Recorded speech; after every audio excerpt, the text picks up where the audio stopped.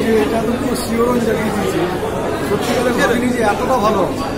এবং হলমুখী যারা ছিল এবং যারা হল থেকে দিয়েছে প্রত্যেকে একই কথা বলছে যে সিনেমাটা দারুণ। বর্তমান ট্রেন্ডের সঙ্গে তো মিলে যাচ্ছে। মানে মেয়ে সত্যিকারে চাইছে বাবা সত্যিকারে যেন বিচারের মানে এইটার যেন বিচার হয়, শাস্তি যেন দোষীরা পায়। উনি বলবেন আমি হয়েছি, আমি এসছি ব্যান্ডেল হুগলি জেলা থেকে।